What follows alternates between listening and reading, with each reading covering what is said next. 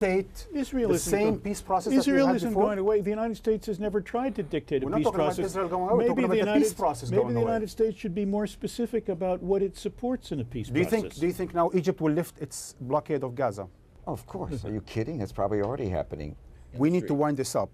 I just need to hear your last thought. Are you optimistic about a change in American foreign policy towards the Arab world? Are we moving towards a better Middle East? Rashid? I hope that just as people in the Arab world are breaking the chains of fear and are willing to confront repressive police states, so people in this country will start thinking about some of the formulas that have been fed to us, and will start to think openly and intelligently about what's really going on in the Arab world. It's a time of great crisis. Old policies continued in times of great crisis produce disasters. Of course there has to be change in our approach, and there has to be an accommodation, and there are great opportunities. The work of a diplomat is to take challenges and make them into opportunities. By the way, we have a lot of fertile field to work in now. Let us hope that that moves. Sai, the Chinese word for crisis involves opportunity, actually. Oh, really? Well, I think yeah. there's no question. This is a huge Danger opportunity. and opportunity. This may not, I'm not sure what we'll do about it, but this is a huge opportunity. Among other things, perhaps it'll drive the Israelis into a formula, or at least an understanding that resolving that crisis with Palestine is really important. It's going to be much more difficult now, but the pressure is going to be on I'm not sure them. about that. That may be in the long term this will help. And In this, the long run. well, on this obviously. disagreement, we're going to have to wind it up. I love your optimism, Rashid. Thank you. Gentlemen, thank you for joining Empire. And I will be back with the last thought. I hereby declare null and void the term moderate when referring to corrupt, authoritarian, and oppressive regimes, because they are friends, allies, or clients of the United States. Anyone caught using it will be labeled hypocrite, ignorant, or my favorite, ignorant hypocrite. President Mubarak and Tunisia's Ben Ali, like their predecessors, Iran's Shah, Chile's Pinochet, and Philippines' Marcos, shan't be called moderates, rather extreme dictators, and remembered as the enemies of the people everywhere. It is high time to reverse this old and misleading imperial construct. No longer will rogue regimes be defined according to their proximity to Western powers. Rather, Washington and other influentials will be called extremists if they continue to support oppressive clients. And that's the way it goes. Until next time.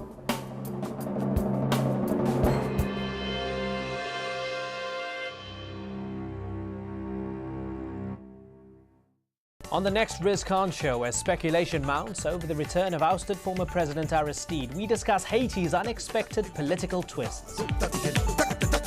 Riz Khan, at this time on Al Jazeera.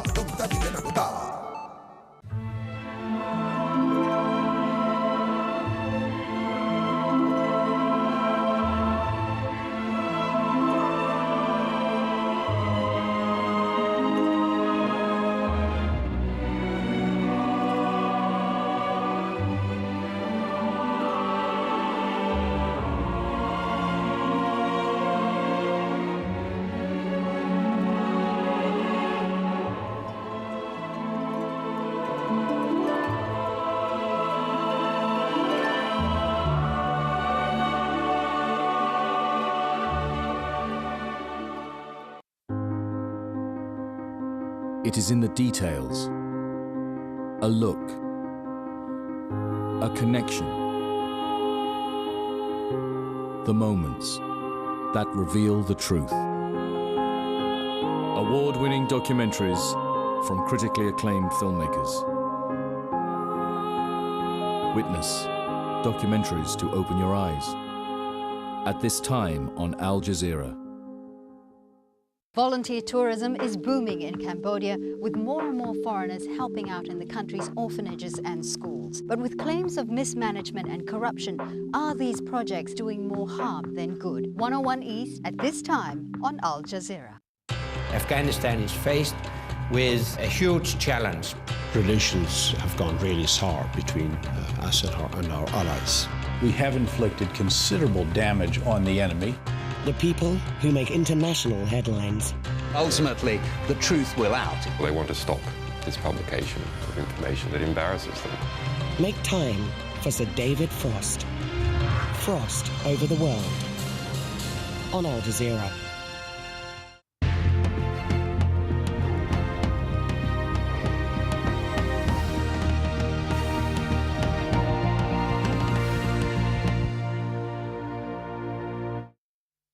This is Al Jazeera.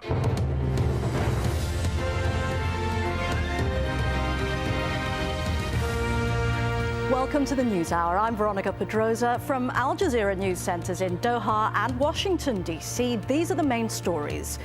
A new voice of dissent on the streets of Egypt. Workers join the chorus calling for change. Also ahead. And I'm Nazanin Moshiri reporting on the failure of the new Tunisian interim government to release all political prisoners.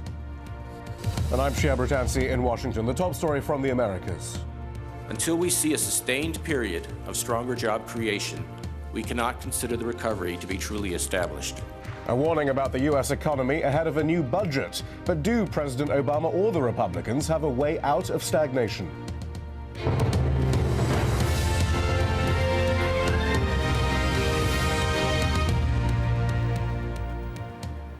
Hello, it's 0200 hours GMT and 4 in the morning across Egypt, where mass protests are entering their 17th day with no end in sight.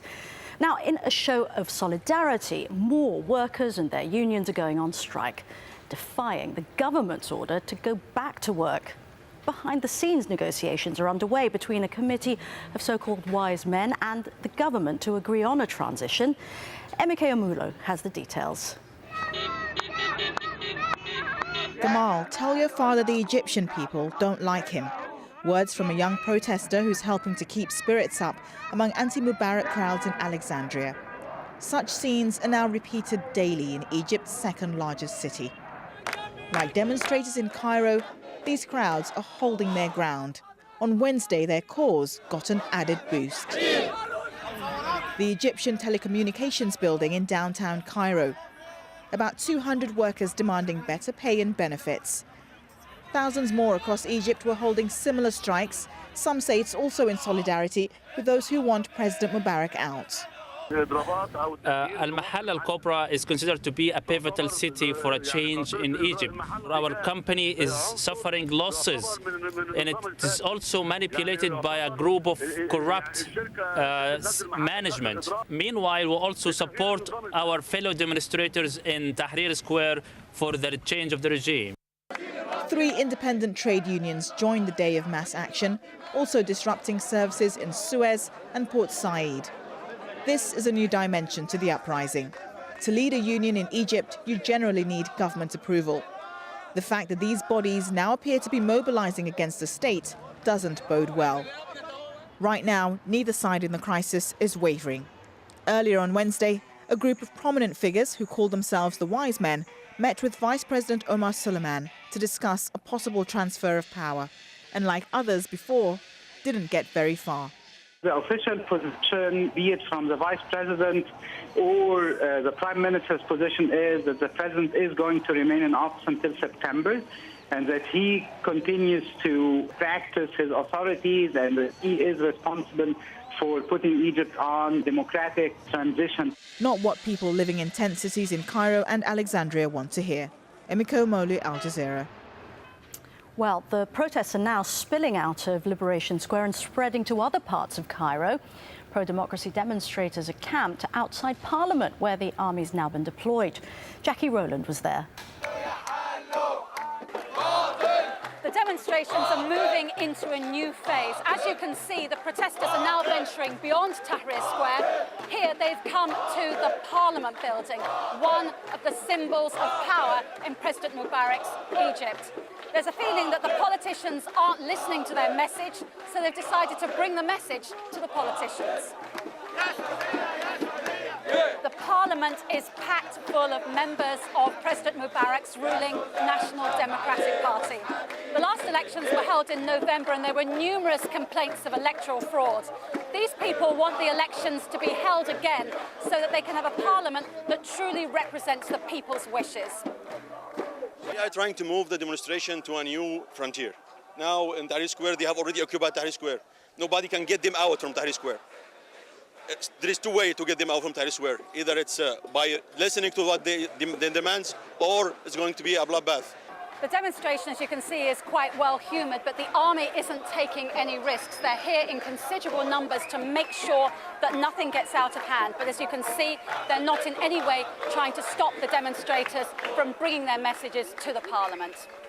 Jackie Rowland, Al Jazeera, Cairo. The cabinet formed by President Mubarak in response to the protests is coming under pressure. The newly appointed culture minister, Geber Asfour, has quit. His family say it's due to health reasons, but Egypt's main daily newspaper, Al Ahram, says Asfour, who is also a writer, was criticised by his literary colleagues for taking the post. Asfour was the only new face in the new cabinet. Joining me now on the line from Cairo is Hossam Al-Hamalawi. He's a blogger and activist. Thank you very much indeed. What difference do you think it's going to make that there seem to be more and more workers and their unions joining these protests? The working class is usually the last social class to join the revolt, but once the workers step into the scene, that's when you know that the regime is finished, because they bring the entire country into complete halt.